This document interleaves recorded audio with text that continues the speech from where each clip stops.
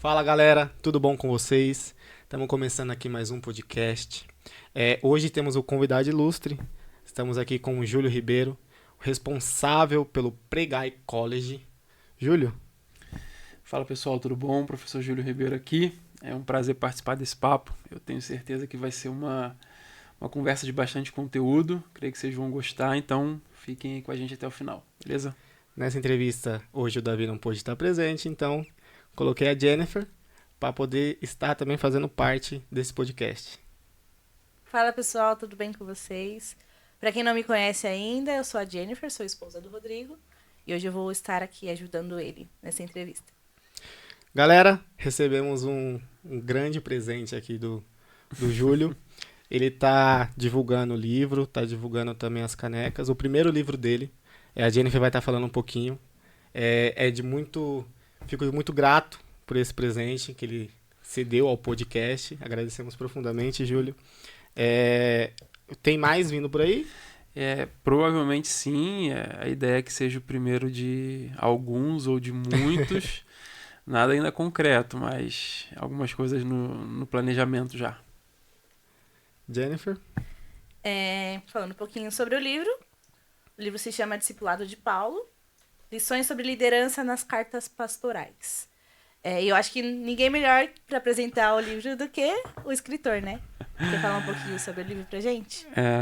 O livro, ele é um compilado de apostilas, né, de um dos cursos que nós temos dentro do Pregai College, que o nome do curso é Discipulado de Paulo mesmo, e a proposta desse curso é recortar dentro das cartas pastorais todas as passagens que falam sobre liderança. Então, 1 Timóteo, 2 Timóteo e Tito, que são as cartas pastorais, tem muito conteúdo de diversos assuntos, mas tem muita coisa sobre liderança.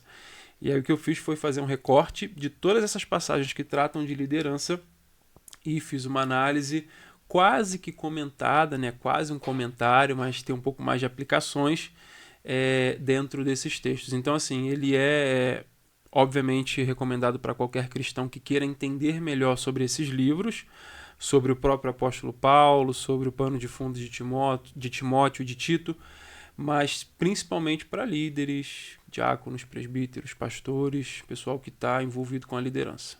Legal. E como que a gente faz para poder conseguir o livro? Vocês podem acessar direto lá pelo Instagram, @oficial.pregai, que é o arroba lá da nossa página. E lá vocês têm todas as informações. Eu estou sempre respondendo nos directs, então entrem pelo Instagram e falem lá, assisti o Transforme Podcast, quero saber mais sobre o livro, que a gente vai com certeza se falar. A gente vai estar deixando aqui embaixo o link para vocês poderem clicar e já entrar direto para entrar em contato com ele e também estar adquirindo seu livro. Fora o livro, também tem a caneca, né? Tem as canequinhas. Acho que é Muito melhor você bonita, mostrar. gente. Essas canecas são do college em si, né? Porque um lado delas é sempre do college, mas elas são feitas em comemoração à reforma. Então, a gente tem dois modelos. A gente tem esse modelo, que é uma frase de Lutero, né? A paz se possível, mas a verdade a qualquer preço, que é uma frase que eu gosto muito. E um segundo modelo com os 5 solas. Sola Scriptura, Sola Fide, Sola Gratia, Solus Christus e Soli Deo Gloria. Os 5 solas um embaixo do outro. São os dois modelos. O pessoal tá gostando bastante. E para quem gosta de tomar um café, como eu gosto bastante, nada melhor do que uma caneca dentro do nosso tema, né? Dentro da nossa ideia. E se você também quer conhecer o Pregai, a gente vai deixar o link aqui embaixo. Entre em contato com o Júlio, procura mais informações, que ele está à total disposição.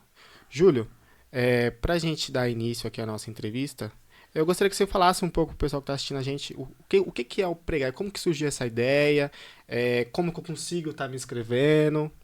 O pessoal que está assistindo, que sentir interesse. Não vou dizer que é um assunto longo, não, mas assim, tem um contexto por trás do Pregai, né? Eu comecei a estudar teologia por volta de 2015, 2016, né, que foi quando eu comecei a ler. Eu comecei a estudar teologia não por seminário ou faculdade. Eu comecei com livros, né? Comecei lendo. E desde 2015 eu leio, estudo, devorando livros dentro do ônibus, metrô, como dava. E eu comecei, assim, sempre que você começa a estudar, você entra naquele processo de ficar um pouco mais crítico, né? O teu crivo começa a aumentar, já não é qualquer pregação que você aceita, já não é qualquer música que você canta, já não é qualquer coisa que falam no microfone que você recebe como verdade, você fica mais crítico, porque você começa a ter conhecimento teológico. E de 2015 a 2020 eu vim estudando, vim crescendo no meu conhecimento, só que eu sempre achei assim muito injusto eu ter o conhecimento, eu criticar os erros, que é o dever que todo aquele que conhece a palavra de Deus tem de defender a verdade, mas eu não tinha possibilidade de indicar o caminho certo, então ficaria uma crítica meio vazia, eu iria apontar o erro, mas e aí, qual é o certo? Eu não tinha como dar esse direcionamento, então eu ia ser mais um, sei lá, crítico aí, falastrão, barulhento, e seria um barulho meio vazio. Em 2020, com a pandemia, todo mundo desacelerou, né? A gente teve um pouquinho mais de tempo, a gente ficou em casa e tal, e eu conheci um pouquinho melhor sobre o mundo digital, digamos assim, as possibilidades da internet, e finalmente eu consegui, por algum meio, dar essa resposta, né, que eu tanto queria dar nos anos anteriores. E foi quando eu criei o Pregai, né, o Pregai College, que é o nosso curso principal. Ele surgiu em 2021, mas o Pregai em si, a página, o trabalho começou em 2020, meados de 2020, por volta ali de julho, agosto, como uma página de instrução bíblica, de ensino cristão, de conteúdo mesmo, na internet. Então, assim, o pano de fundo do Pregai é esse. É você conseguir orientar e direcionar as pessoas, biblicamente falando, ao mesmo tempo que você condena os falsos ensinos, os enganos, as heresias. Então você meio que, por um lado, você realmente denuncia o que tem que ser denunciado, mas a pessoa também não fica ali, o que eu faço agora? Não, você tem o direcionamento certo. E aí surgiu como uma página, logo em seguida, e a gente lançou alguns cursos antes do college, mas o projeto principal, que é o college, surgiu em 21. Então, essa volta toda para explicar mais ou menos o que é o Pregai. E, assim, muitas pessoas perguntam, é uma faculdade de teologia, um seminário de teologia? Não é, porque a gente não aborda todas as, digamos assim, todas as matérias de uma grade curricular, de um seminário ou de uma faculdade de teologia. Ele é um curso de interpretação bíblica e pregação. São os dois assuntos que a gente aborda. Júlio, história da igreja. A gente até passa em alguns momentos, mas não aprofunda. Júlio, isso ou aquilo. O nosso foco é interpretação bíblica e pregação. Então, para quem quer interpretar a Bíblia corretamente, ler, entender a palavra, o pregar é recomendado. Para quem quer pregar da forma certa, aprender o método, aprender sobre exegese, sobre hermenêutica, o Pregai é o lugar certo para você. Então, o foco são essas duas frentes, interpretação bíblica e pregação. Bom, eu sou suspeita de falar, sou aluna do Pregai já há algum tempinho. E realmente é um conteúdo muito bom, muito fácil de entender. O professor Júlio tem uma didática muito boa para poder explicar, parar, ouvir as perguntas, responder perguntas, dúvidas. E realmente, foi uma porta aberta ali para poder entender, clarear a mente sobre a Bíblia, sobre a interpretação, entender que tem um contexto histórico por trás, que a gente não pode simplesmente colocar o que a gente tem na nossa cabeça. A gente não pode ir para a Bíblia com nós, né? Exatamente. A gente tem que ir vazio de tudo. Isso é algo que o Júlio fala bastante. Vá vazio e receba o que a Bíblia tem para dizer, né? E não o que a gente quer falar. Não dá para usar a Bíblia para poder defender o que a gente quer. Tem uma frase que eu costumo dizer assim, brincando, né? Às vezes a pessoa chega para você assim, cara, tô com a pregação todinha na minha cabeça, só falta o texto. Então, assim, se só falta o texto, só falta tudo, né? Falta tudo, o principal. Falta tudo, você não tem nada. Esqueça as suas ideias, né? Poxa, eu já tenho... Por quê? Porque quando você vai ao texto, né, com as suas ideias já meio que formadas, eu tenho uma ideia. Agora eu só preciso de um texto. Você corre o risco de pegar um texto que não fala daquilo e você vai acabar torcendo, amassando aquele texto para fazer ele caber dentro da sua ideia. Quando a ideia é justamente o oposto. é que o texto, não é o texto ser moldado conforme as suas Sim. ideias, mas as suas ideias serem moldadas Conforme conforme o texto. O texto é o frame, ele é a medida, ele é o padrão. O pastor Hernandes, ele até tem uma frase que ele diz que em alguns lugares o texto está na pregação, mas o certo é a pregação estar no texto, o texto ser o limite, né? Até onde a gente pode ir, está tudo estabelecido no texto. Então isso é uma frase que eu falo muito lá, vá vazio, e ao invés de você colocar no texto o que não está no texto, você vai tirar do texto que já está lá, simples assim. Sim. Tem alguma pergunta? Não? Por enquanto não. Júlio, me tira uma dúvida. Fora esses dois projetos que são o Pregai você está escrevendo livros futuramente? Tem mais algum outro em vista? A gente tem um projeto novo que começou esse ano, meados desse ano, que é o Discipulado Pregai. Uhum. O Discipulado Pregai, ele tem uma pegada um pouco diferente do College. O College, como eu falei, ele é voltado para a interpretação bíblica e pregação. Mas, assim, conhecendo um pouco dos alunos, do público, diariamente, como a Jennifer falou, eu estou lá respondendo caixinha, sim. respondendo direct, e o pessoal tem meu WhatsApp, o pessoal me chama e tal. E eu perguntava para as pessoas, olha, qual é a tua principal dificuldade hoje? Qual é o teu principal problema hoje? O que mais te atrapalha hoje? E, assim, 2 respostas foram top 1 e 2, assim, digamos. Falta de tempo e falta de constância. Porque as pessoas... Cara, de 10 pessoas, 8 ou 9 vão te falar ou é falta de tempo, ou é falta de constância, ou os dois, né? Eu não tenho os tempo dois. e no tempo que eu tenho eu não consigo ser constante. E a gente viu, assim, um gap, uma lacuna que precisava ser preenchida e trabalhamos no Discipulado Pregai, que é um programa um pouco diferente do College, voltado para ajudar pessoas que querem ser mais constantes, mais disciplinadas espiritualmente, e as bases, né, do College, as bases do discipulado, perdão, são justamente as disciplinas espirituais. Então a gente fala sobre oração, dando, obviamente, sempre, é uma palavra que eu falo muito no pregar, conteúdo, sempre com muito conteúdo. Não é pregação do tipo, eu acho. Não, é pregação lá no Sermão do Monte, o que Jesus falou de oração, o que ele ensinou, como deve ser, como não deve ser, é sempre pautado no texto. Então a gente fala sobre oração, sobre leitura da palavra, sobre leitura de livros, a gente fala sobre jejum, né, como fazer, como não fazer, fala sobre o devocional, que é uma pedra no sapato de muita gente, e é um nó na minha garganta também, né? A gente fala sobre isso e gestão de tempo, organização, para que a pessoa ela possa sair do ponto A e ir até o ponto B, ela possa sair da estagnação, da procrastinação, da inconstância, entra ano, sai ano, ela continua na mesma vida, na mesma coisa. O cara que chegou ontem, às vezes, já conseguiu passar ela, tá lá na frente, ela continua ali.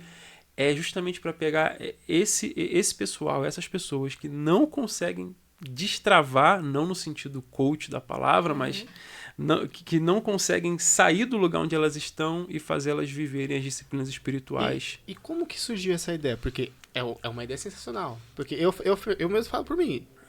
Muitas das coisas que eu faço, eu procrastino demais. Então eu enrolo. Não é só você. Não, amanhã eu faço. Não, amanhã eu faço. O amanhã chega, eu jogo pra amanhã de novo. E vai indo. Porque é uma ideia sensacional. Porque você não vê isso em qualquer lugar. Então, como que a gente chegou nessa ideia? Primeiro, ouvindo os alunos, os seguidores, as pessoas. E segundo, pela jornada que eu passei. Porque se alguém chega pra mim e fala que não tem tempo, eu falo, cara, você tem mais tempo que eu, com certeza. Porque a minha vida sempre foi muito corrida. Eu casei muito novo. Eu casei com 18 anos. A minha esposa tinha 16 na época que nós casamos. E quando eu casei, eu ainda fazia faculdade. Casei acho que no segundo período de faculdade, ou terceiro, alguma coisa assim. Trabalhava fora. E aí vem essa realidade nova de casamento, ter que sustentar o lar e tal. Então, assim, eu sempre tive uma vida muito corrida. Saía de casa extremamente cedo. Sempre andei de transporte público. Então, assim, metrô, ônibus. Lá no Rio, né, a gente tem o BRT. Aqui também tem BRT, não O sei. que seria BRT? BRT seria o articulado, aquele ônibus enorme, que tem uma sanfona no meio. Temos. Então lá tem um BRT. Só que aqui não deve ser tão lotado quanto o BRT do Rio de Janeiro, que lá é... No horário de pico Então, assim, é uma vida de baldeação, e vai pra faculdade de manhã, e vai pro trabalho, e volta pra faculdade à noite. E eu trabalhava como professor de inglês, trabalhei 11 anos como professor de inglês, até dando aula nos sábados também para complementar a renda. Então, assim, sempre tinha uma vida, cara, muito corrida. E ainda assim eu conseguia tempo, nem às vezes não era o meu tempo de mais qualidade, mas eu criava esse tempo. Eu ia dormir mais tarde, eu acordava mais cedo, eu lia dentro do ônibus, eu investi num Kindle, por exemplo. Eu dava os meus pulos, cara, para poder estudar. E aí comecei a estudar em 2015, como falei. As pessoas podem ter pensado, poxa, Júlio, aí depois de 2015 ficou de boa, né? Não, porque em 2018 nasceu a Azaf, meu primeiro filho. Em 2021 nasceu a Júlia. E ano passado nasceu a Nicole, né? Eu tenho 3 filhos. Então a pessoa que fala pra mim assim, Júlio, eu não tenho tempo. Eu falo, você tem mais tempo do que eu, com certeza. Sim. E aí sempre levei o Pregai em paralelo com o trabalho secular que eu tinha, né? Hoje eu tô 100% dedicado ao Pregai, não tenho mais essa rotina. Agora. Eu sou totalmente dedicado ao Pregai, né? Em termos de trabalho. Mas até maio desse ano eu levei a jornada dupla, né? Eu trabalhava de 8 às 5 lá no escritório, né? Como todo mundo, né? A maioria das pessoas aí.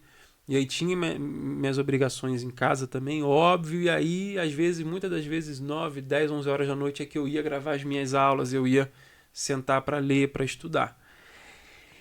Então, a ideia do discipulado é mostrar para essas pessoas que é possível. Poxa, Júlio, mas eu tenho um filho pequeno. Eu falo, mas eu tenho 3. Júlio, mas eu tenho um emprego. Eu falei, mas eu tinha 2. Eu tinha 2 empregos. Teve época da minha vida que eu tinha 3. Eu trabalhava no curso, eu trabalhava no escritório e eu ainda pegava alunos particulares, né? Quando eu dava aula de inglês. Eu ia na casa das pessoas. Eu falo, cara, com certeza você consegue. Porque eu consegui, cara. Eu consegui e nada foi muito fácil, muito facilitado, sabe? Assim... Sempre foi pelo caminho mais comum de todos. Acordar cedo, pegar ônibus e ter que pagar o boleto da faculdade. Sempre foi a vida normal que todo mundo tem que enfrentar todo dia. E eu consegui. Então a ideia é passar para essas pessoas assim, que é possível, com um pouquinho de organização, gestão de tempo, definição de prioridades e principalmente um método que te ajude a fazer isso acontecer. Porque não adianta nada você se planejar todo... E às vezes você erra na compra do livro. Você vai comprar um livro ou escolher um livro que não casa ali com o teu momento ou com o teu estilo. Vai dar ruim. Não adianta nada você fazer esse planejamento todo e não saber por onde começar a ler a Bíblia. Ou às vezes está trabalhando com uma tradução bíblica que não te favorece. Então, até mesmo você não consegue nem entender às vezes a tradução, né? Exatamente.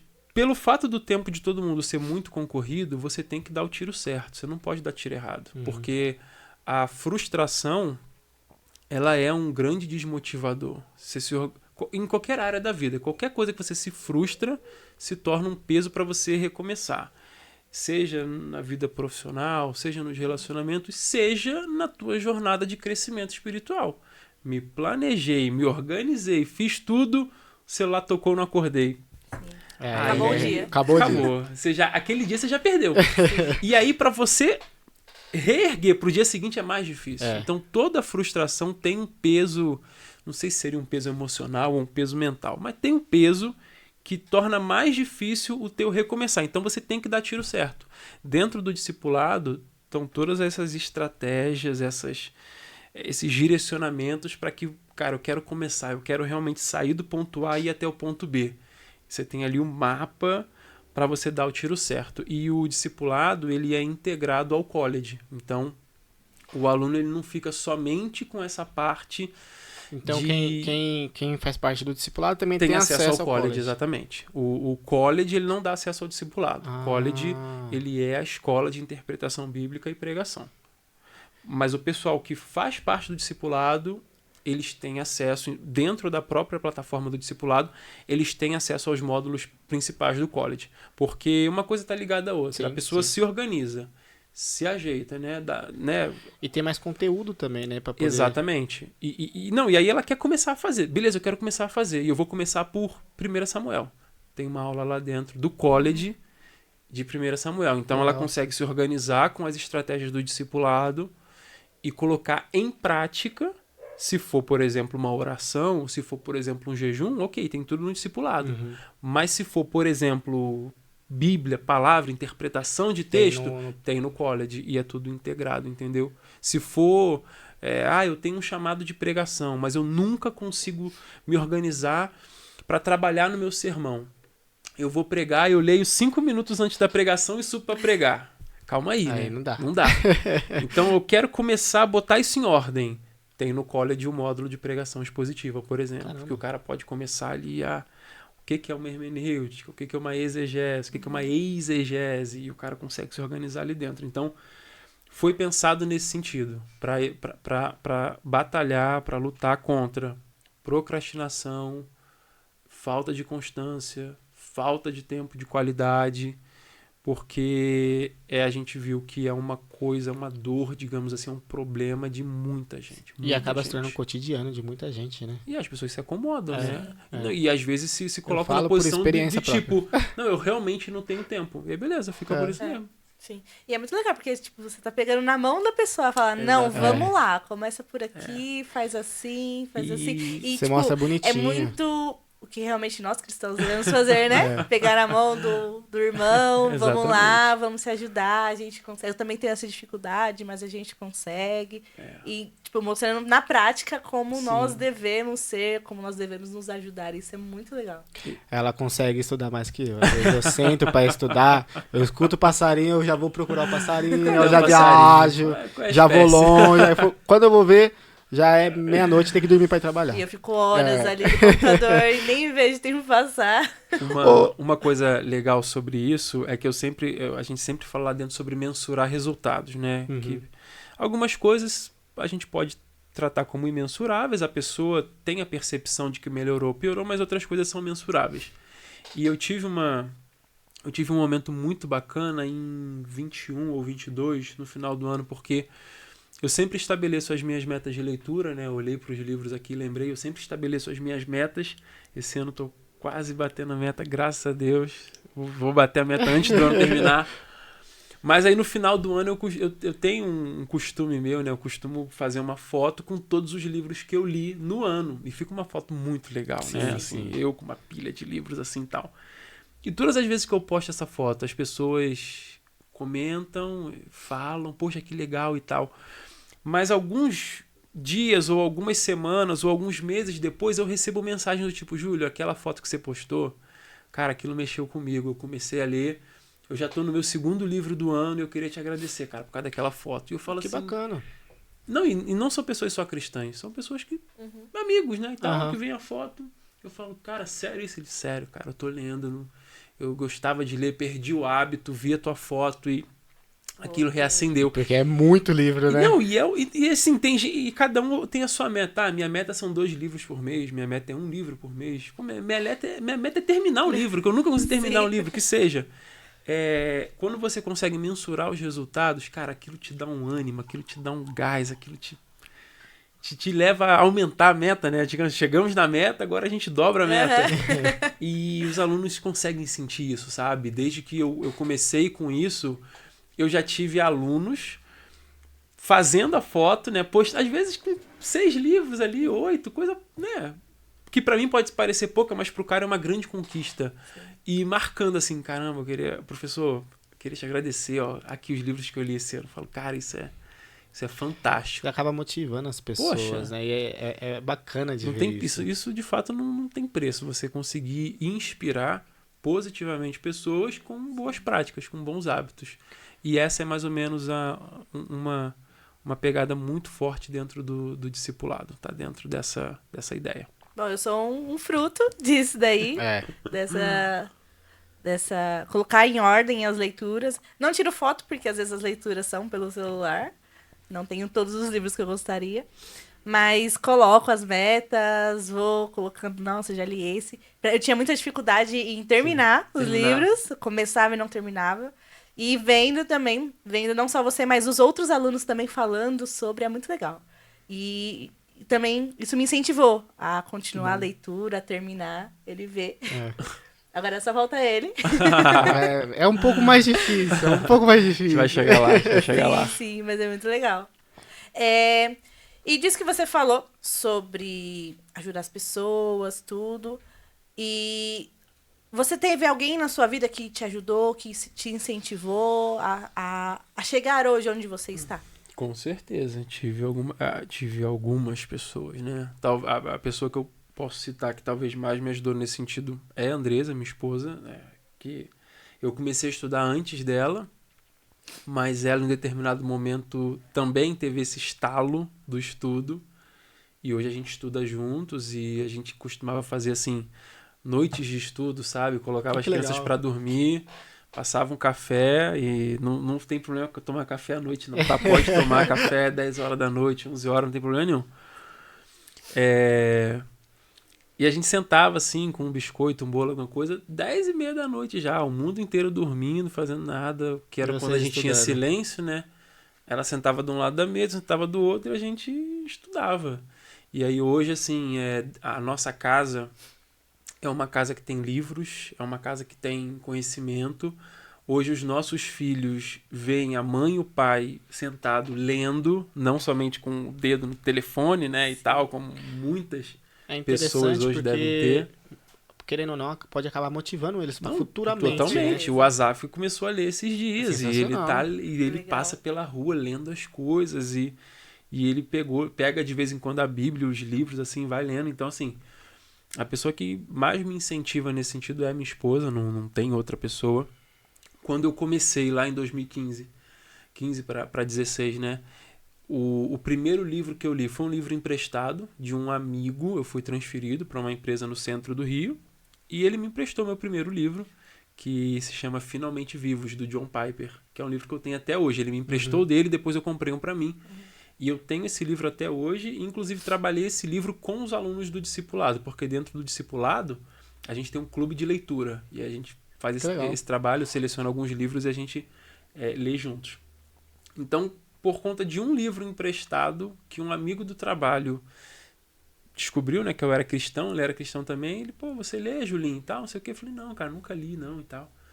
Poxa, eu vou te trazer um livro, vou te emprestar. Me emprestou de um livro que um amigo me emprestou lá atrás, anos atrás, eu consegui seguir essa jornada. Então, sim, tem o Felipe, né, Felipe Conceição, fica aí um abraço para você, Filipão, me ajudou bastante na minha caminhada. Outros amigos, pastores, líderes, pessoas que caminharam junto comigo, sou grato a todos eles e sem sombra de dúvidas eu fecho a lista talvez com a minha mãe, que foi quem sempre batalhou assim, né, para que eu tivesse a educação que ela não teve. Tanto eu e meu irmão hoje falamos inglês, que é uma coisa que facilita muito a nossa vida. Sim. Facilitou muito a minha vida no mercado de trabalho. Inclusive, às vezes eu já cheguei a fazer entrevistas de emprego, né, para minha área onde eu trabalhava, que eu sou formado em relações internacionais e trabalhei 10 anos em comércio exterior, importação, exportação, logística internacional. E muitas vezes não perguntaram nem pelo meu diploma. Perguntaram, e aí, você fala inglês? Faz uma prova aqui, conversa comigo. E o inglês me abriu muitas portas. E isso É um diferencial no mercado de trabalho. fruto do quanto minha mãe insistiu para que a gente, não, vocês vão fazer curso.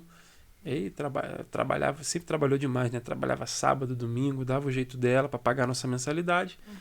E hoje, né, eu e meu irmão formados, ele também formou em Relações Internacionais, mas é professor de surf. Pra você ver como é que são as coisas, né?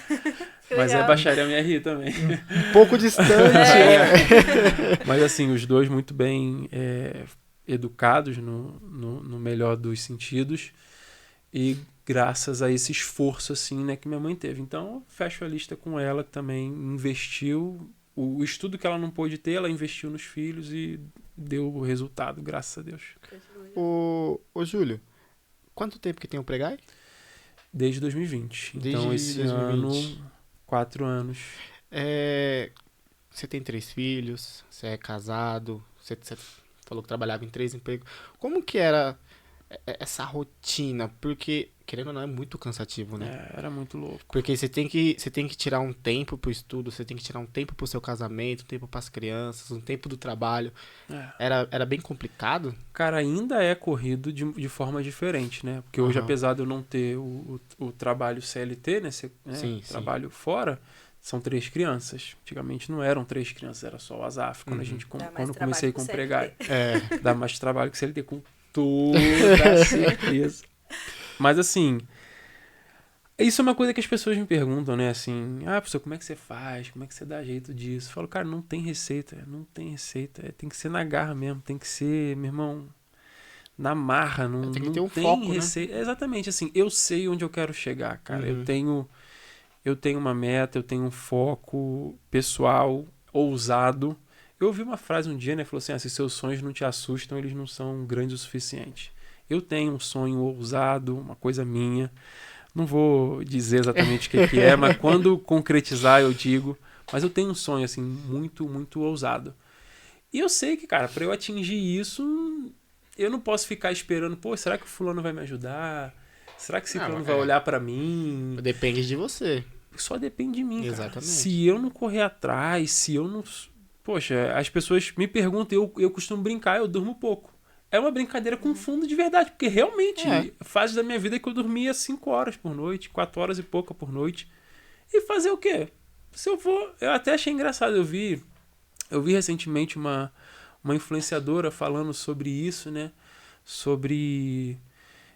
Enfim, eu não sei exatamente o contexto, mas parece que ela começou a ter que pegar metrô aqui em São Paulo, esse tipo de coisa, e absurdo e tal, e falando que hoje em dia as pessoas realmente não querem trabalhar porque as condições são desumanas no metrô, e falo, ok, realmente é complicado. Mas, cara, pra quem tá acostumado com isso desde cedo, eu falo, minha filha, Exatamente. aperta a mochila e entra aí, não tem pra onde correr. 99% da população passa por isso, entendeu? Então eu posso ser mais um ali, né, na média ali de todo mundo, ou eu posso suar um pouco para poder destacar. E foi o que eu tentei fazer, né? Eu já teve período de faculdade que eu puxei 7 matérias para não terminar em mais de 4 anos, porque se eu demoro mais para terminar, é mais boleto que eu tenho para pagar. Eu falo, não, eu vou terminar esse troço em 4 anos, e puxava a matéria. E chegava em casa do trabalho 10, 11 horas da noite, morando no Recreio, trabalhando no centro. Quem é do Rio de Janeiro aí conhece um pouco, sabe que é 2 horas para ir, 2 horas para voltar. Então, cara, não tem receita mágica, mano. Não tem nada. Na verdade, não tem o que você possa fazer. É fazer ou fazer. Você Ou tem faz ou opção, faz. ou faz, acabou. Não tem segredo. Engole o choro e vai pra frente, meu amigo. Não tem receita. E nesse meio tempo que você criou o Pregai, você encontrou algum desafio que você até pensou e falou, não, acho que agora não vai mais pra frente? Eu falo porque a gente criou o podcast ano passado, né? Ano passado. E tipo, a gente já teve muito tempo que a gente pensou e falou, será que vai dar? Será que... Porque a gente começou do zero. A gente só tinha ideia. E a gente foi ganhando, a gente ganhou os microfones. E cada vez mais Deus foi abençoando. Deus foi abençoando. A gente conseguiu comprar uma mesa de som e aí foi fluindo. E eu creio que cada vez vai crescendo cada vez mais. De pouquinho em pouquinho vai crescendo. Só que a gente já... Eu falo porque quem teve toda a ideia do podcast fui eu, que é um meio da gente levar o evangelho, levar a palavra para as pessoas que moram totalmente longe da gente, usando o YouTube. E a gente já encontrou esses desafios. Sim. Então, para você que tem também, tá no YouTube, tá no Instagram, no TikTok, tem a sua plataforma, creio que você também já encontrou desafios. Sim, o Pregai também ele começou do zero, né? Tem uma frase, eu não sei exatamente de quem não sei se eu ouvi numa pregação, eu ouvi em algum lugar uma frase, ela falou assim, tudo que nasce grande é defeituoso, é monstro, né? Tudo que nasce tem que nascer pequeno mesmo. Uhum. E o que eu encontrei foram crenças limitantes, ideias que eu tinha que me meio que embarreiravam, meio que paralisavam, e com o tempo eu vi que não era por aí. Por exemplo, eu comecei a gravar as aulas do Pregai, assim, eu não tinha computador próprio, eu usava o computador da empresa. E não dá pra você baixar muito programa, porque Sim, tem lá o, né, sim. trancado. Tem restrições. Exatamente, eu nunca tive como investir no melhor microfone. Hoje eu tenho um microfone bacana? Tenho. Mas eu comecei com o microfone lá da Dell que a empresa me dava, mano. De eu trabalhar, entendeu? A câmerazinha lá do notebook da empresa. Não tinha pra onde correr. E eu sempre achei que, falei, não pode ser assim. E aí eu já gravei assim, não tinha fundo. Hoje eu tenho um fundo legal, uma estante com livros e tal. Mas eu já gravei com o armário de roupa da minha mãe atrás, com a cortina atrás. Eu já gravei no quarto do meu irmão. Eu já tive que ligar pro meu pastor. Pastor, posso usar o gabinete da igreja para gravar a aula? Tem um curso chamado Parábolas de Lucas, Sim. que eu gravei no gabinete do meu pastor. A gente começou gravando dentro da igreja, porque a gente Entendeu? não tinha espaço também. E aí eu lembro que eu levei o telefone e o áudio ficava longe. Eu gravei a aula quase gritando, assim, para o microfone poder pegar a minha voz. Não tinha nada. E eu sempre falei, poxa, o áudio não tá legal. E realmente não tava legal. A imagem não tá legal. E realmente não tava legal. Mas eu aprendi, cara, que no meio disso tudo, o que fica muito acima disso é conteúdo. Eu aprendi, cara, que o conteúdo, ele é muito mais importante do que você ter a melhor câmera do mundo, Sim, com certeza. melhor microfone do mundo, melhor cenário do mundo. Porque tem gente por aí que tem o melhor microfone, tem o melhor cenário, tem a edição mais braba de todas e o conteúdo do cara não é bom.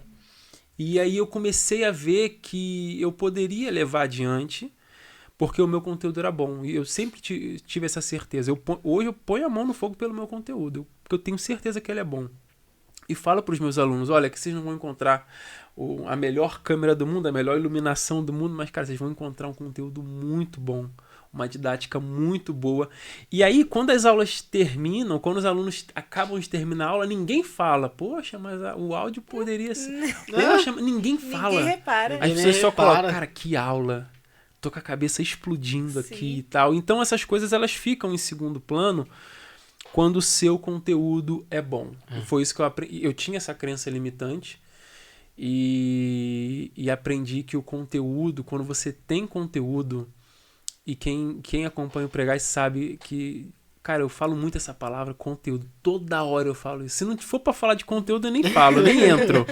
O conteúdo é o que faz a diferença. Então, e aí aos poucos você vai melhorando, né? Vai melhorando. Eu saí da empresa, consegui comprar um computador pra mim, consegui comprar a câmerazinha, eu já tinha, né, e tal, mas nem sempre eu conseguia configurar ela da forma correta. Hoje eu tenho lá uma webcam legal, tenho um microfone um pouquinho mais decente, hoje eu tenho um escritório, antes eu não tinha, e vai indo. E vai fluindo hoje cada a gente vez tá mais. em 4 anos de Pregar, né? Foram 4 anos até...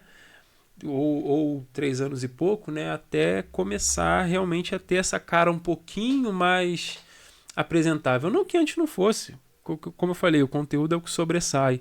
Mas é isso, tem que fazer, tem que acreditar que vai dar certo. E os números me comprovavam isso, porque os anos iam passando, o número de alunos ia aumentando, os feedbacks iam aumentando, a página ia crescendo, os resultados iam vindo. É gratificante você Uma ver. coisa é você tá caminhando e o gráfico tá descendo. Isso aí é uma coisa. Opa, Essa semana aumentou, né? 1.800 alunos. essa Eu vi que- semana eu vi que bateu 1.800, graças a Deus. No college, né?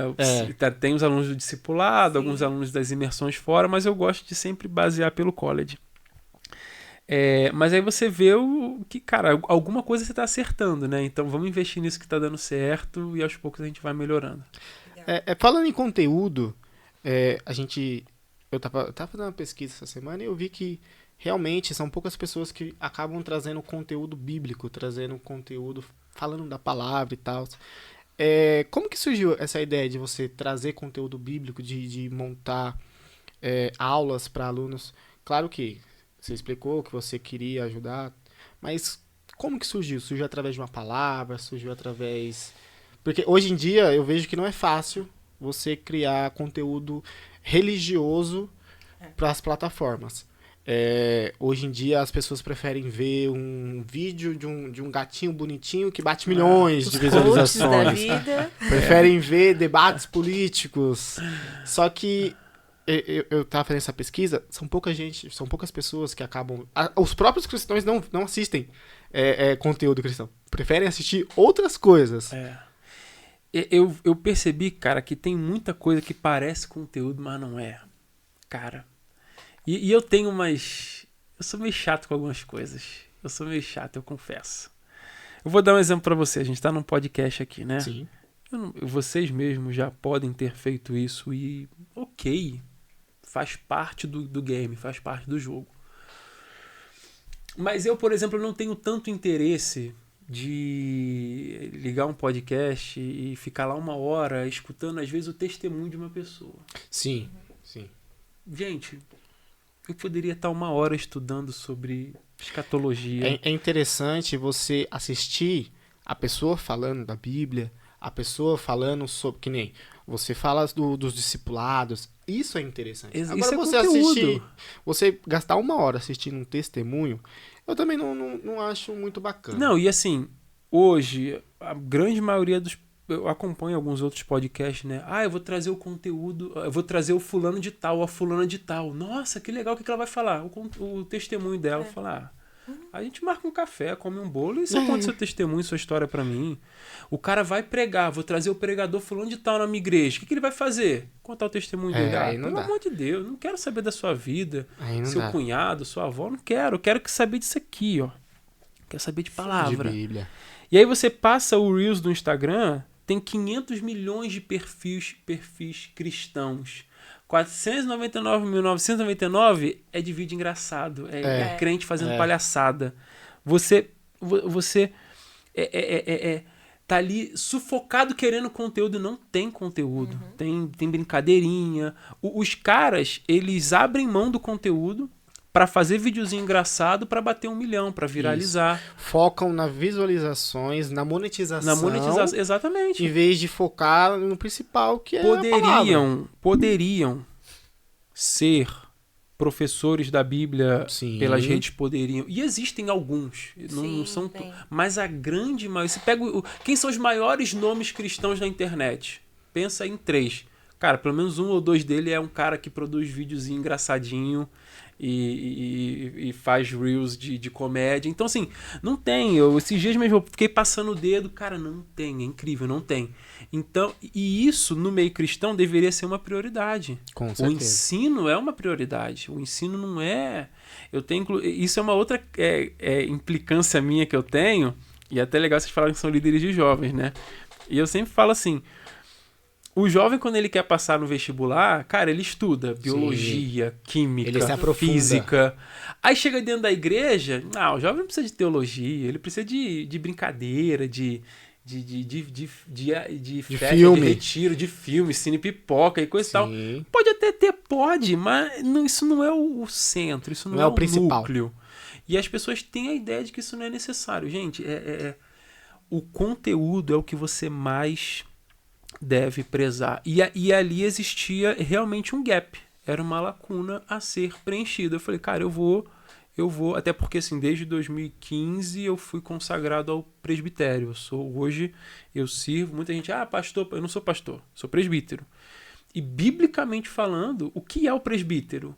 É o cara que é apto para ensinar. Sim. Mas eu, por exemplo, que vim de igreja pentecostal, a igreja de vocês é pentecostal também, não sei como é o contexto, vou falar da minha realidade. O presbítero não é o cara que ensina. Na teoria ele é, mas na prática ele não é. Falamos que ele ia falar de polêmicas aqui. Às vezes ele é o cara que tem 20 anos de diácono e o pastor falou, 20 anos de diácono vai ser promovido a presbítero. Não funciona assim. Às vezes ele é o cara mais velho, cabeça branca. Cabeça branca é presbítero. Não é assim. O cara tem que ser... Tá lá em 1 Timóteo 3, se não me falha a memória, né? 1 Timóteo 3.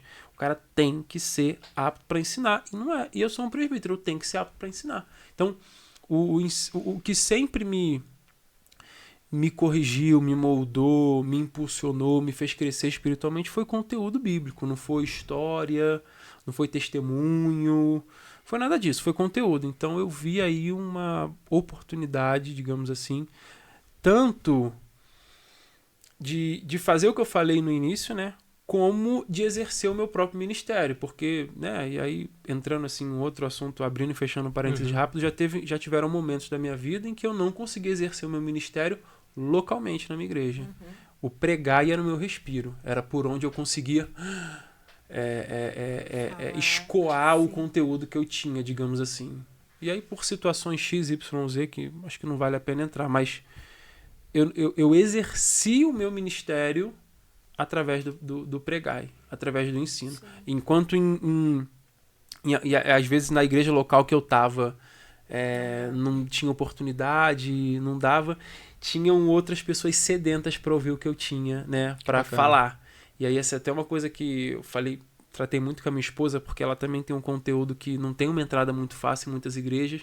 Falo, Andressa, às vezes a gente está se diminuindo, implorando para alguém abrir uma porta pra gente, e tem outros lugares que as pessoas estão chamando a gente, pelo amor de Deus, traz o seu conteúdo para cá. Então, já tive momentos na minha vida que eu já tive abertura muito maior em outras igrejas, em outros lugares, e no pregai, do que no lugar que eu estava, assim, localmente. Então, dentro desse contexto, tanto de exercer o meu ministério como um presbítero, como de trazer um alívio para quem quer conteúdo e não tem, é justamente onde o pregai se encaixa.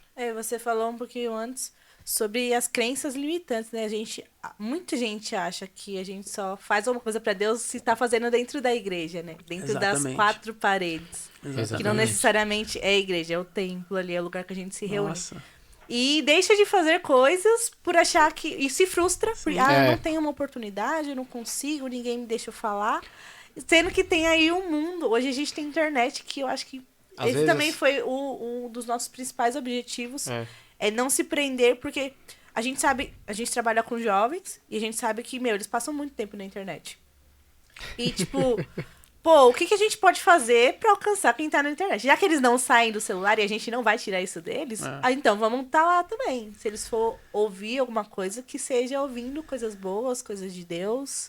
Eu já recebi, assim, mensagens de pessoas falando, poxa, professor, o senhor nem me conhece, né? A gente nunca se falou, mas eu tô passando aqui só pra dizer que o seu conteúdo me ajudou em muitas questões e ontem eu batizei. Eu falei assim, tipo, que difícil. Cara, não conheço a pessoa, nunca ouvi falar da pessoa. Mas através do seu conteúdo... Não, o último... a empresa que eu tava, onde eu saí, quando eu, na minha despedida da empresa, um amigo de trabalho falou, não, Julião, vai lá, você tem tudo pra dar certo. Inclusive, esses dias, o meu filho tava lá acessando sua página e tal, não sei o que, vendo o vídeo. Eu falei, cara, assim, você alcança pessoas que você não tem noção o quanto de impacto, de barulho, né, positivamente falando, você consegue fazer através da internet. O nosso principal papel, esse principal projeto que a gente tem é esse, entendeu? É ajudar pessoas que acabam totalmente perdidas. Falar, não vou pra igreja. Tá. Não vai pra igreja, o porquê? Você consegue entender o porquê que você não vai pra igreja? O pastor da minha igreja rouba. Tá. Cara, isso infelizmente você vai enfrentar, você vai ver em diversos lugares, entendeu? E graças a Deus, quando eu tive essa ideia, eu conversei com todos que estão aqui e todos toparam na hora. Por quê? Porque o nosso principal papel não é ficar preso dentro da igreja. Pelo contrário, é a gente sair e continuar levando a palavra, continuar fazendo com que... Porque eu vejo muito que chega o culto de domingo. As pessoas só se prendem no culto de domingo. Exatamente. A palavra aconteceu, o pastor trouxe a palavra no culto de domingo. A pessoa passa a semana inteira sem estudar a palavra, sem orar, sem jejuar. E chega no culto de domingo, ouve a palavra e acabou. Ela acha que compensa, né? Uma coisa entendeu? Compensa a outra. Então, o nosso papel é também, na semana, a gente também continuar buscando a palavra. Na semana, a gente continuar dando a continuidade do culto de domingo. Exatamente. E o principal papel nosso é esse, é levar a palavra, é fazer com que as pessoas continuem, dê essa continuidade, que não fique apenas só, tipo, num único culto. E tem algo, eu li essa semana no Instagram, e citaram uma frase de Martinho Lutero, né? Que ele disse que ele não fez nada, quem fez foi a palavra, né? Ele nunca ia imaginar que, por pregar ali as 95 teses na porta da igreja, a gente ia ter uma reforma que ia alcançar o mundo inteiro. E quando a gente lê a Bíblia profundamente, a gente se empenha, estuda, a gente começa a entender que não é a gente que faz nada, né? Exatamente. A gente não imagina os lugares que a gente chega, mas não é pela gente, mas é Deus, é a palavra fazendo. Essa é a graça da coisa. Você trabalha, você se esforça, você sua, você se esbaforeia todo e no final você fala... Foi tudo por causa de Deus, sim, nada por minha nada causa. por mim Esse mesmo. é o mistério da E coisa. o problema das redes sociais que eu vejo é que, tipo, as pessoas têm muita visibilidade, né? E elas não levam isso. Não, isso é pra glória de Deus. Não sou eu que Não. estou fazendo. É. Mas as pessoas... Isso é uma dificuldade do ser humano, né? Começam a inflar o ego das outras, receber elogios. Esse é um dos motivos por trás da minha implicância com a questão do testemunho. Porque a pessoa fala o testemunho meia hora falando dela. E tudo isso, irmãos, pra glória de Deus. Pra glória de Deus nada, irmão. Pelo amor de Deus, pra glória de Deus nada. Falou de você, de como você fez, como você buscou, como você e tal, e você. E tudo isso pra glória de Deus. A gente ouviu esses dias... Se for pra glória de Deus, fala de Deus, não fala de você não. Esquece você, A deixa gente você ouviu pra lá. esses dias uma pregação, em que o pregador falou 3 vezes na mesma frase, mérito meu. Ele falou 3 vezes. Sensacional. O Gustavo tava com a gente. É a quarta pessoa da 3 Trindade. vezes. Mérito meu, não sei o que lá, mérito meu, não sei o que lá, mérito meu. Eu gosto A gente saiu, falou, meu Deus do Eu gosto céu. daquele cara que fala. E pra não ficar somente em minhas palavras, Eu vou abrir Salmo uma 23, o Senhor é meu pastor, nada me faltará. Né?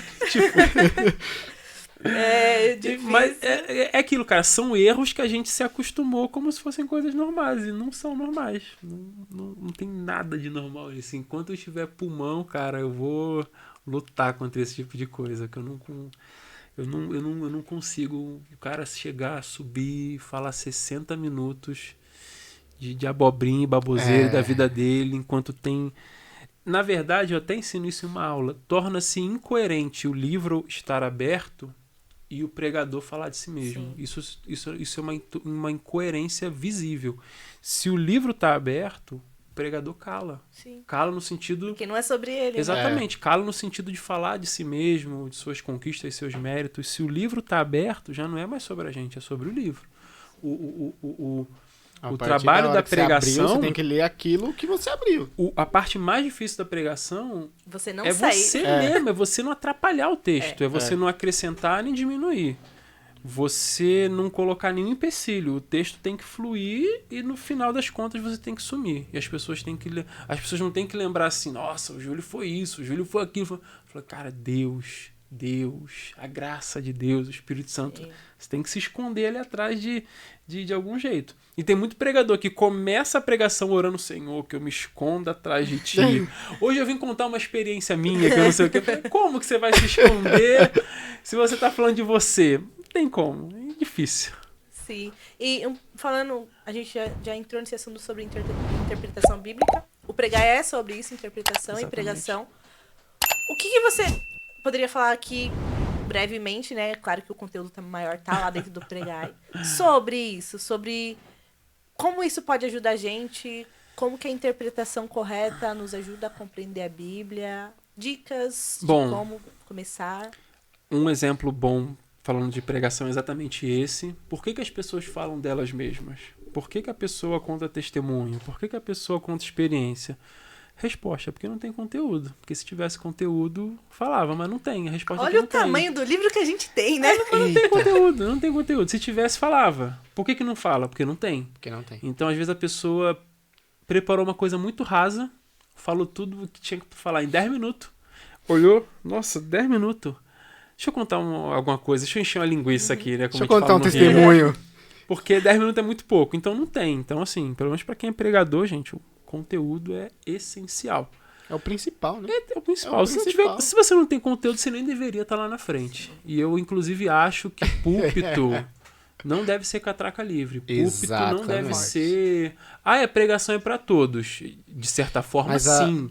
A gente, infelizmente, vê que muitos querem isso aqui, ó. Exatamente. É o microfone. Que é o microfone. É o poder do microfone. Muitos querem o microfone e muitos usam o microfone pra chantagear, pra ganhar. Eu já tive em lugares em que, fulano tá tristinho, vou botar ele pra pregar, vai que ele anima. Sim.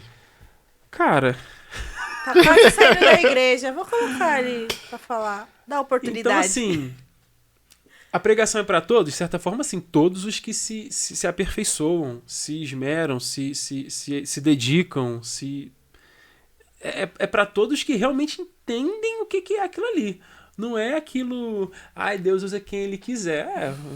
Realmente, ele usa quem Ele quiser. Mas hoje em dia Ele tá querendo usar quem realmente estuda, né? Vocês não estão vendo, mas o Gustavo está pulando de alegria atrás do sol. Porque, infelizmente, a gente... Eu tenho que pensar para não acabar falando... Não acabar gerando polêmica. Hein? Pisa em ovos. Mas, infelizmente, no mundo que a gente vive hoje, a gente acaba vendo muito esse problema. De as pessoas acabam pegando o microfone e acabam enchendo de abobrinha e desabafa. Mas é porque não há um preparo para o ministério. Inclusive, o livro fala muito sobre isso. Não há um preparo sobre o ministério. Existem igrejas que são pequenas igrejas, grandes negócios, né? A igreja familiar, a empresa da família é a igreja. E aí os cargos da igreja vira cabide para parente. Sim. E aí o cara ele vira presbítero não porque ele biblicamente cumpre os requisitos do presbitério, mas porque ele é cunhado do pastor, ele segue a do pastor. família. Tem isso. Tem o fato do pastor que foi a pastor, mas nunca se preparou para o pastorado. Alguém colocou ele. Você quer água? Não, tá. Não? Tem só um restinho, depois eu pego. Tá. Mas ninguém nunca preparou ele. Ele meio que herdou a posição do pastor e aí vai dando murro em ponta de faca, vai aprendendo, vai fazendo, e aí de você, se você se levantar contra o ungido do Senhor. Só que eu acho isso incoerente. Um médico, para tratar de alguém, ele tem que estudar quantos anos? 500 milhões de anos. Um engenheiro, para construir um prédio, ele tem que estudar 500 milhões de anos. Sim. Mas o fulano que Foi nunca leu a Bíblia inteira, ele pode subir para pregar, para tratar de almas eternas, né? Qual é a coerência que existe nisso? Nenhuma. Mas assim, por que é que isso parece tão claro para umas pessoas e tão absurdo para outras? Por causa do estudo. É o estudo que faz a diferença. Mas aí eu te pergunto, e se a pessoa tá estudando, tá teoricamente entendendo e continua fazendo errado? Porque a gente, querendo ou não, a gente acaba vendo muito isso. Porque a pessoa estuda, lê a palavra, só que quando tem a oportunidade de pregar, começa a falar Então, duas coisas. A primeira pode ser teimosia mesmo. E a segunda é método. Porque uma coisa é conteúdo, outra coisa é método. Legal. Uma coisa é conteúdo, né? É como se fosse uma receita. Uma coisa é o ovo, a manteiga, a farinha e tal. Outra coisa é a proporção de cada coisa, a sequência de cada coisa e a temperatura para você fazer um bolo. Então o conteúdo é como os ingredientes. Conteúdo eu posso adquirir o quanto eu quiser. E tem realmente gente aí que tem muito conteúdo, mas não sabe articular, não sabe transmitir, não sabe organizar. Essa semana mesmo eu fiz uma postagem dizendo um erro que 95% dos pregadores cometem, que é o vai e volta. O cara pega um texto, vai no final do texto, volta pro início, vai pro meio, vai pro final de novo. Pelo amor de Deus, meu amigo, nem você tá se entendendo. Se nem você tá se entendendo, como que você quer que os outros te entendam? A pregação ela tem que ser lógica e progressiva. O ponto A leva ao ponto B, e leva ao ponto C, e leva ao ponto D. Então, não tem como você falar do ponto B se você não entendeu o ponto A. Não tem. E isso... Então tem como ter conteúdo, porque tem gente que começa a pregação em Gênesis e termina em Apocalipse. Uhum. O cara, ele quer... Abre ele João, ele cita. Mas fala de Apocalipse. Ele vai jogando. Texto. E realmente ele é bíblico. É bíblico, tá ali, não tem como negar. Mas não tem método, falta método. Por isso que a gente, por exemplo, tem no college um curso de pregação expositiva. Quais são as divisões do sermão? Introdução, desenvolvimento, conclusão. Como fazer uma introdução? Começa pelo contexto. Quem escreveu, para quem escreveu, quando escreveu, de onde escreveu, em que circunstâncias escreveu e, principal, com que intenção escreveu. Porque é errado você pegar um texto de 2000 anos atrás e colocar os óculos do século XXI para ler. Você tem que tirar os óculos do século XXI, colocar os óculos do primeiro século para entender o texto. O erro não é você transmitir a sua ideia. Eu tô emocionado pelo amigo aqui. O erro não é você... O erro está em você usar o texto para transmitir as suas ideias pessoais. Isso é errado.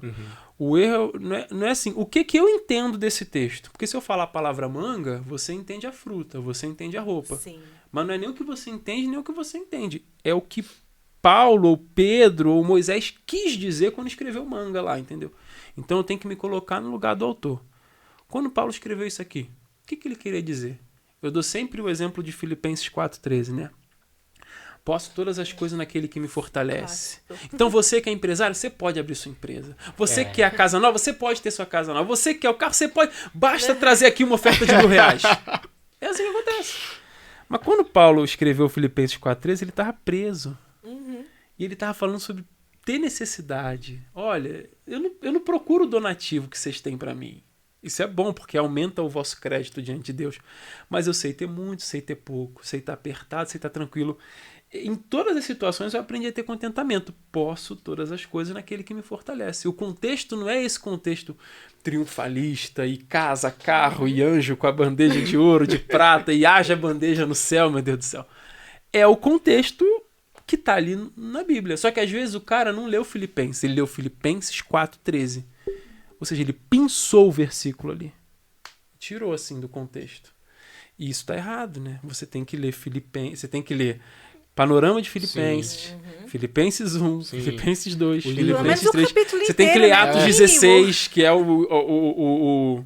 você tem que ler Atos 16, que é a fundação da igreja de Filipos. Você tem que entender. Não basta você pegar só o... É a caixinha de promessas, né? Só aquele trechinho. Você tira o texto do contexto. Então, assim, uma coisa, respondendo a sua pergunta, uma coisa realmente é conteúdo que muita gente tem, mas muita gente não tem técnica.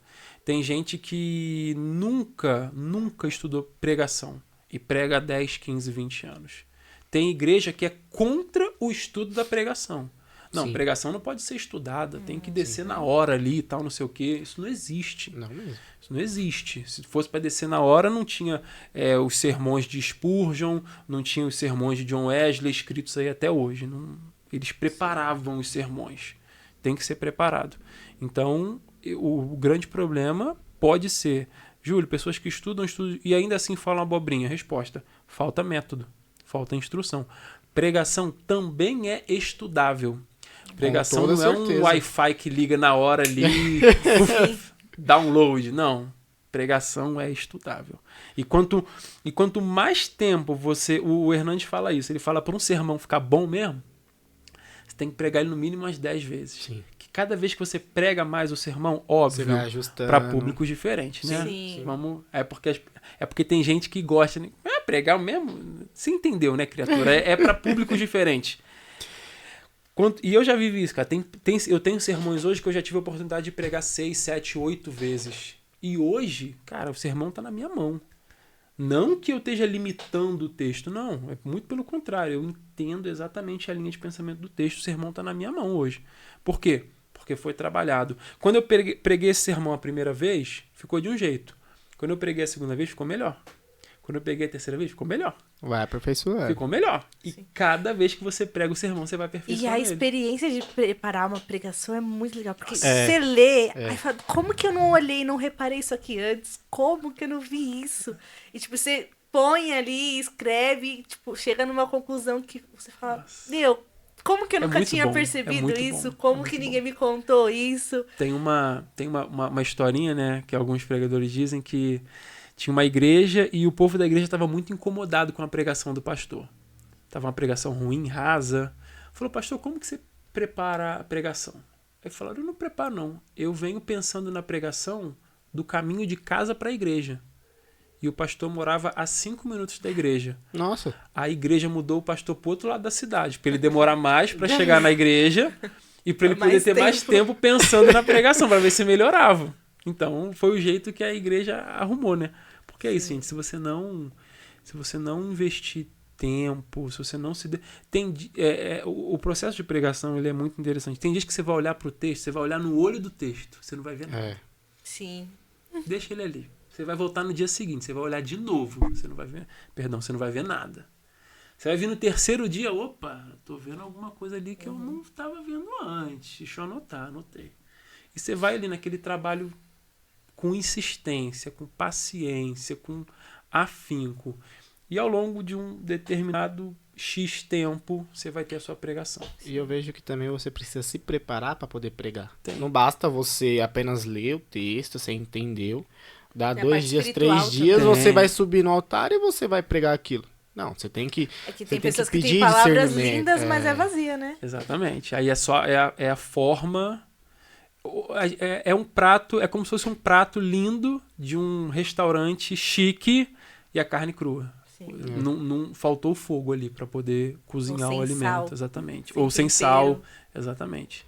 Você que tá assistindo esse vídeo, que tem a vontade de pregar, que acaba sentindo isso em seu coração, se inscreva no No pregai. Pregai. No Pregai College. E lá você terá uma ajuda, um auxílio do professor Júlio.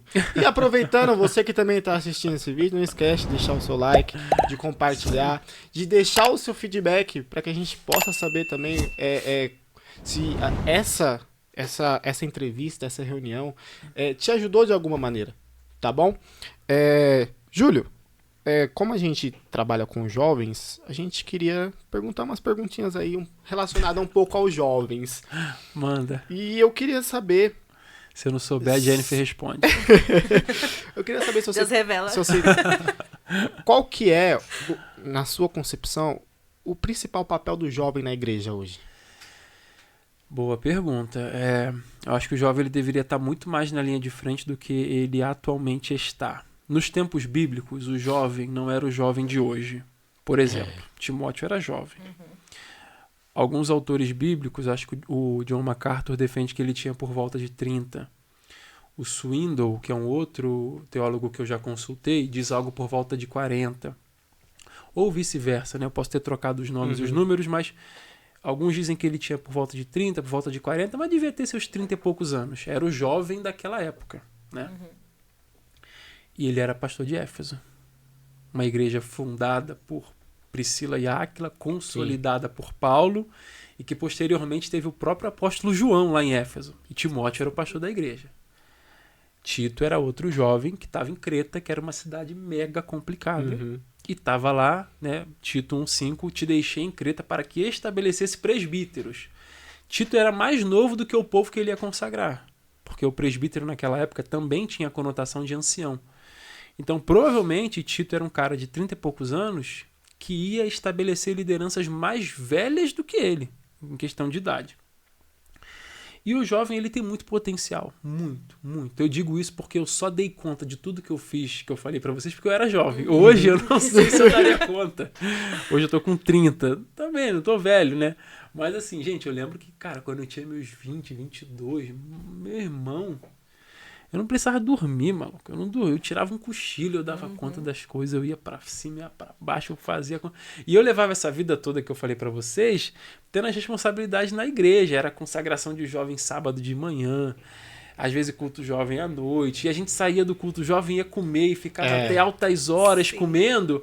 E domingo, 9 horas da manhã, tava na EBD. Tava igual um zumbi? Tava, mas tava. Mas tava lá. Tava lá. A gente sabe como que é. Chegava lá todo amarrotado, todo amassado? Exatamente, mas chegava. E hoje em dia a gente olha pra trás, poxa, que tempo bom. A gente não lembra com pesar. Muito pelo contrário. Poxa, que tempo gostoso e tal. Então, assim, o jovem ele deveria estar muito mais na linha de frente do que ele está hoje. Isso passa por uma concepção dos mais antigos, que às vezes veem o jovem como incapaz, e aí pode ter um pouco de limitação, mas também passa pelo próprio jovem que não se capacita de acordo. Como eu falei com vocês, eu comecei a estudar em 2015, eu tinha 21 anos. Olho para trás e falo, por que eu não comecei em 2010? Por que eu não comecei antes a estudar? Eu estaria muito mais capacitado hoje.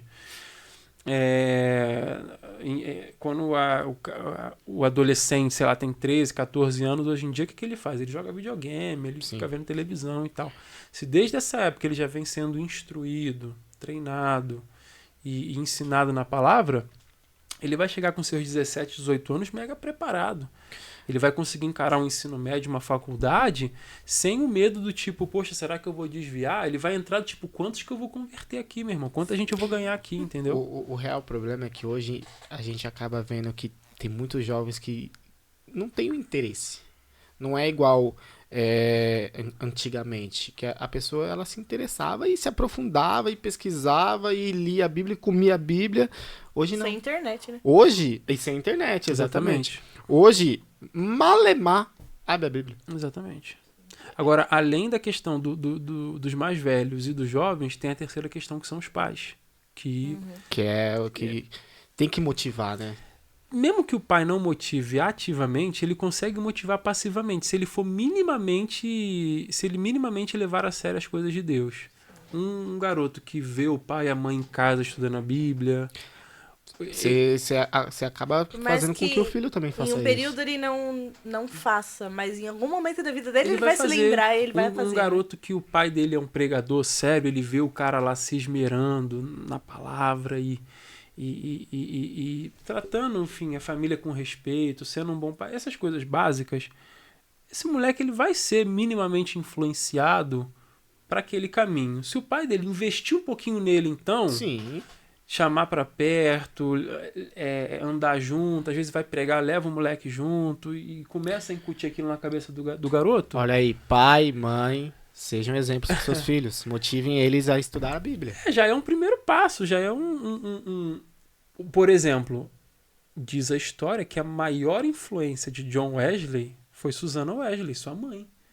John Wesley e Susannah Wesley trocavam cartas de conteúdo teológico. Ele discutia teologia com a mãe dele. Olha que sensacional. Então, tipo, Legal.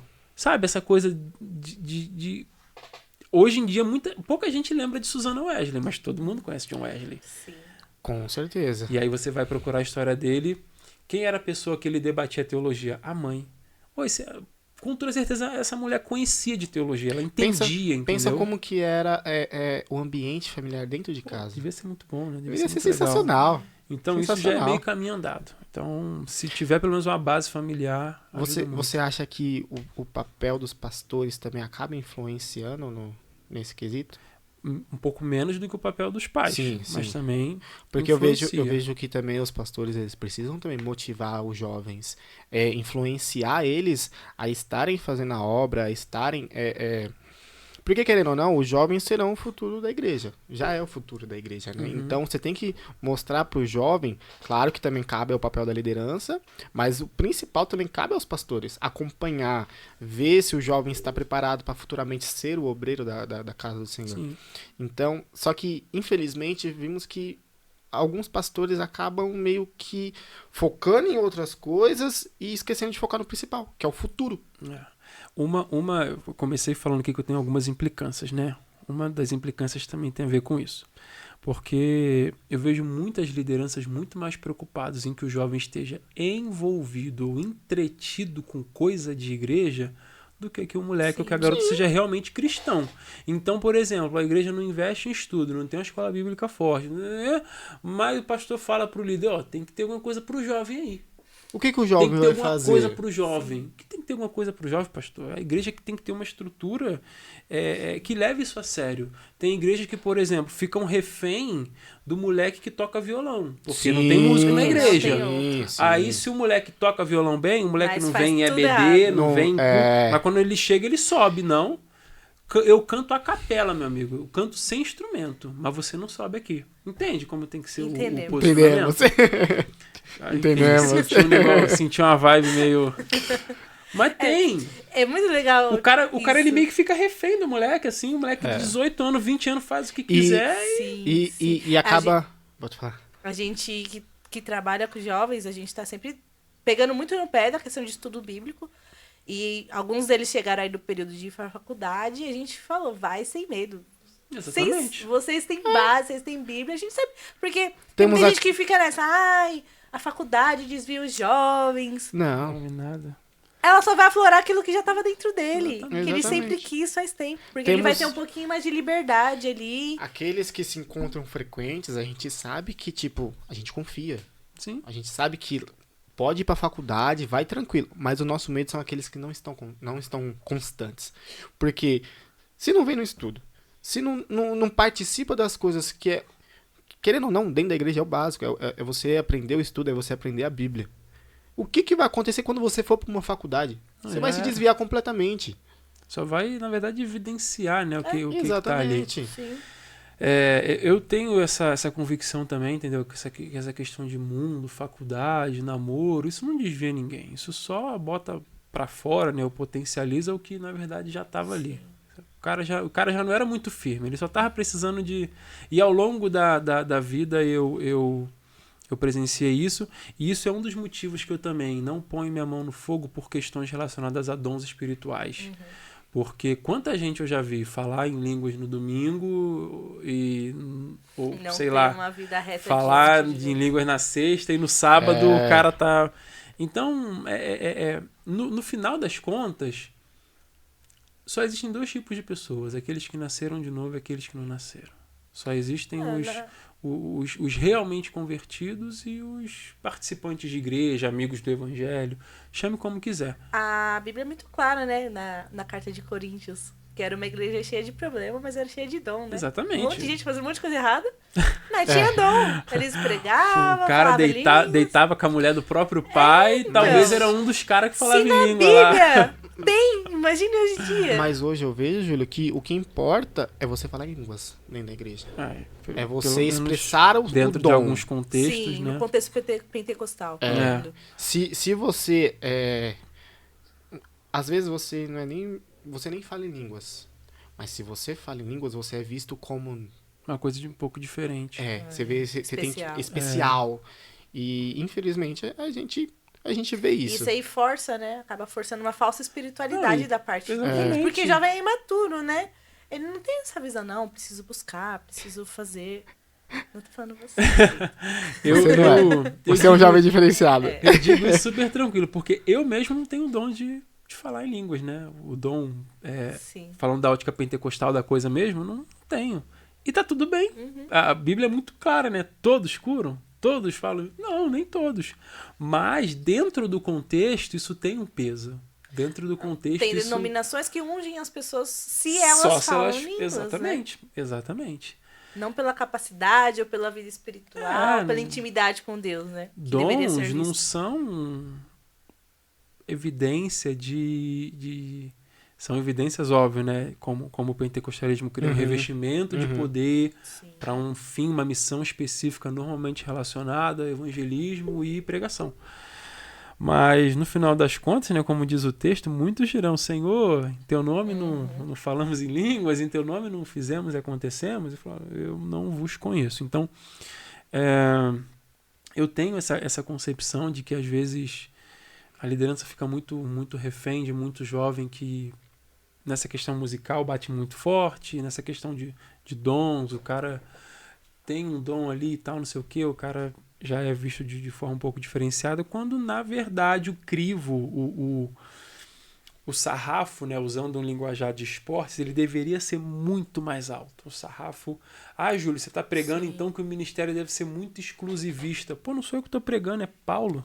Paulo falou lá em Timóteo: os diáconos primeiro sejam testados e, se forem aprovados, sejam levados ao ministério. Hoje em dia, o cara converteu aí. Quer ser diácono, não? Quer ser diácono, não? Você vê a galera na internet é muito não, comum, mas eu né? não A sou galera batizado se ainda, eu converte. te batizo amanhã. Vamos, Principalmente vamos. quem já é influenciador, né? Se converte. É, E tá em influenciador, tudo quanto é cantor, público jogador de falando. futebol.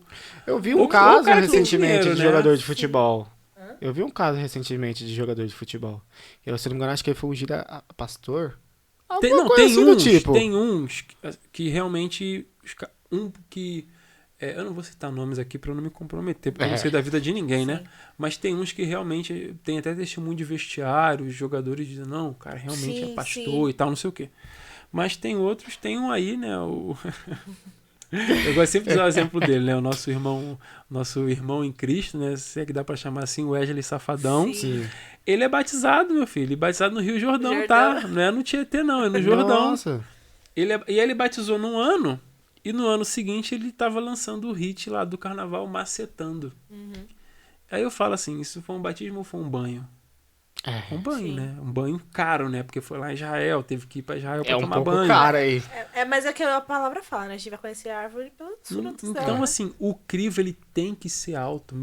Não é qualquer um que entra, que passa na faculdade de medicina. Não é qualquer um que passa na faculdade de engenharia. É qualquer um que vai pregar isso aqui, gente, que vai tratar disso aqui. Não é. Não.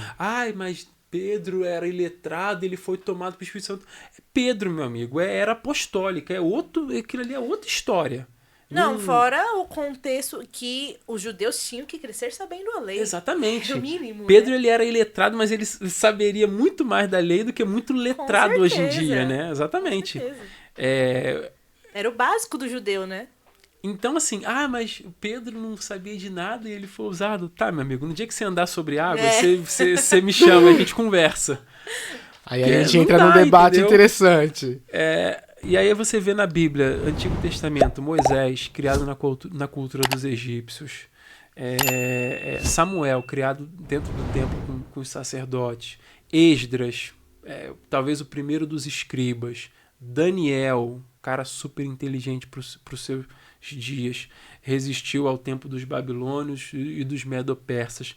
No Novo Testamento você tem Paulo. Cara, eu acho que é o melhor exemplo que a gente tem, cabeçudíssimo, cara, era um gênio. Muito. E aí muita gente olha assim e fala, eu falo muito dessa questão do tempo também, né? Converti hoje, tô pregando amanhã. Cara, se tu pegar o tempo de Paulo até a primeira viagem missionária, são pelo menos 10 anos. É muito tempo. Até a segunda viagem são 17 anos da conversão. Não é porque ele queria, porque ele já queria sair pregando e fazer tudo, ele até né? No começo ele começou a anunciar, né, que Jesus era o Cristo, e tomou uma surra. Tiraram ele da cidade e a igreja teve paz. Acho que está lá em Atos 9. E quando ele saiu de cena, a igreja teve paz. Ele voltou para a Arábia, ficou 3 anos lá, fez um intensivão. Depois ele sumiu por mais 14 anos, e aí tem o tempo da primeira viagem, né? Acredito ali. Mas assim, Jesus se preparou 30 anos para um ministério de 3. Paulo, que já era muito preparado, se preparou mais uns 10. O Alecrim Dourado hoje acha que ele converte hoje, batiza amanhã e depois da manhã ele já está pregando. Faça-me o favor, né? Pelo amor de Deus. Não dá para entender. Parece engraçado, mas tem igrejas em que isso é real, né? Isso acontece. Infelizmente, né? Infelizmente. Júlio, caminhando um pouquinho, já pro final da nossa conversa. Se você tivesse que recomendar um único livro da Bíblia, para uma pessoa começar a estudar a Bíblia. Caraca, um livro da Bíblia. Um só? Só um mesmo? Eu recomendaria o Evangelho de Lucas, com certeza. Por quê? Porque dos 4 evangelhos, ele é o que eu mais gosto, ele tem uns detalhes que eu mais gosto. Ele é um dos evangelhos, então se eu só posso escolher um livro da Bíblia, eu vou escolher um que fale sobre Jesus, não tem pra onde correr. Fale de Jesus de forma clara. E Lucas, ele fez um trabalho evangelístico, evangelístico não, ele fez um trabalho jornalístico, né? Ele foi atrás das fontes. E ele diz, né? O meu trabalho aqui é organizar um relato das coisas que sucederam com Jesus e tal. Então ele tem uma narrativa muito, muito gostosa, muito lógica, assim.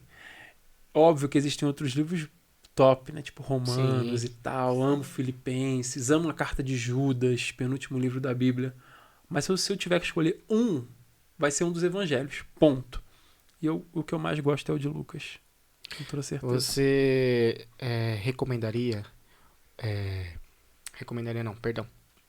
Eu gostaria que você olhasse pro pessoal que está assistindo a gente e que você desse um recado para os jovens que buscam bastante a parte da pregação, que buscam bastante o conhecimento. Claro que não se esqueçam de depois procurar lá a página do Júlio. Mas que motive também aqueles que querem pregar, que querem buscar um conhecimento na pregação e que, por favor, parem de pregar asneira, porque estamos cansados. Quando Paulo escreveu para Timóteo, se não me falha a memória, 2 Timóteo 2, ele faz 3 ilustrações para falar para Timóteo como é o ministério. Ele fala sobre o atleta, ele fala sobre o soldado e ele fala sobre o lavrador. Só confirmar a referência, mas é isso aí mesmo. 2 Timóteo 2, a partir do versículo 3 ou 4. E ele fala sobre... Ele usa essas 3 figuras que eram muito conhecidas no mundo antigo para falar a realidade do ministério, né? O que é, ou pelo menos como deveria ser o ministério. Então, exatamente, está aqui, ó, 2 Timóteo 2, a partir do versículo 3, né? Sofre comigo como um bom soldado de Cristo Jesus. E aí ele vai até o 7, dizendo, pondera no que eu estou falando, pois o Senhor te dará entendimento. E ele usa 3 figuras. O do atleta, a figura do atleta, do lavrador, o atleta, soldado e lavrador. Quando ele chama a figura do soldado, que é a primeira figura, ele não diz assim, atira comigo como um bom soldado, né? Mata comigo. Ele fala, sofre comigo. Então a habilidade do soldado que ele está trazendo à tona não é o ataque, é a resistência, ou a resiliência, se você preferir. Então, tomando não o meu conselho, mas o conselho de Paulo, seja resiliente, saiba resistir às dificuldades, né? Porque você não é a última Coca-Cola do deserto, nem todas as portas vão se abrir para você, nem todo mundo vai te aplaudir, vai te ajudar, vai ter muita dificuldade. Saiba resistir. E aí no versículo 4, Júlio, como que eu resisto? Versículo 4, nenhum soldado arregimentado se envolve com os assuntos dessa terra para agradar aquele que o alistou. Então, não se envolva com os assuntos dessa terra, dessa vida. Depois ele fala do atleta, dizendo, o atleta que não lutar, né, ou não competir segundo as regras, não é coroado. Então, como um atleta, você tem que ser disciplinado. Atleta não come o que quer, na hora que quer, quando quer, dorme quando quer. Ele tem disciplina, ele tem horário, ele tem planejamento, ele tem organização e, principalmente, ele tem um alvo, ele tem um foco. Se você não tiver foco, você está no lugar errado. Pode caçar qualquer outra coisa para fazer. E, por último, ele fala do lavrador. Ele fala que o lavrador que trabalha é o primeiro a participar dos frutos. 2 coisas ressaltam sobre o lavrador. Primeiro, o lavrador é o cara que acorda antes que todo mundo, porque sabe que tem gente que depende dele dentro de casa. Então, saiba que existem outras pessoas que dependem de você dentro de um contexto espiritual. Você não é Jesus, você não é o Espírito Santo, não é isso que eu estou querendo dizer, mas, de certa forma, o teu posicionamento influencia para o bem ou para o mal na vida de muita gente. E o que eu acho mais fantástico do lavrador é que o lavrador não tem plateia. Quando ele acorda para trabalhar, quem é a plateia dele? São os pássaros, as árvores, o rio, ninguém vê. E todo começo é assim, ninguém vai te ver, cara, ninguém vai. Tem uma frase que eu odeio, que é quem não é visto não é lembrado. Exatamente. Gente, eu já ouvi isso muito na minha vida. Quem não é visto não é lembrado. Uma ova. Você realmente vai passar momentos da sua vida que você não vai ser visto e tá tudo bem. E Sim, tem que sim. ter esse momento de anonimato. Quando Paulo foi para a Arábia, ninguém viu. Quando Jesus se retirava para orar, ninguém via. E tem que ser assim, cara. Você tem que ser os seus momentos lá onde você vai estar morto, cansado, exausto, mas você vai falar, eu vou passar um café aqui que eu tenho que estudar, eu tenho que ler, eu tenho que fazer alguma coisa. E realmente é isso, não é... Sabe aquela coisa de filme em que tem sempre alguém te observando? Isso não existe. A não ser o próprio Deus te observando, isso aí sim. Mas aquela coisa de que, o Júlio está estudando, eu vou lá, eu vou pagar a faculdade dele, eu vou comprar... Isso é filme, meu amigo. Júlio, pode acontecer? Pode, mas, cara, não conta com isso, não. Conta que você tem que fazer o que tem que ser feito todo santo dia, com garra, com determinação, com coragem. Não vai ficar mais fácil, mas você vai ficar mais cascudo, você vai ficar mais resistente, você vai ficar mais forte. E aí, quando chegar o momento da evidência, você vai estar preparado para ele. O sucesso, e não tem problema nenhum da gente falar de sucesso no meio cristão. É só a gente ter noção de que o sucesso cristão não é o sucesso do mundo. Sim. Mas o sucesso nada mais é do que o encontro da oportunidade com a preparação. Eu vi uma frase esses dias em algum livro dizendo que a oportunidade só tem cabelo na frente. Se tu deixar passar, você não tem como pegar. Não lembro de ouvir isso, cara. Foi em algum livro que eu li. A oportunidade só tem cabelo na frente. Se você deixar ela passar, já era. Então, o que é o sucesso? É quando oportunidade e preparação se encontram. A oportunidade ela passa para muita gente tem encontro com ela, mas só aproveita quem está preparado. E às vezes ela vai e não volta. E às vezes é assim. Algum dia vai acontecer alguma coisa lá na sua igreja que o primeiro pregador vai faltar, o segundo vai estar doente, o terceiro furou o pneu do carro. Só vai ter você, cara.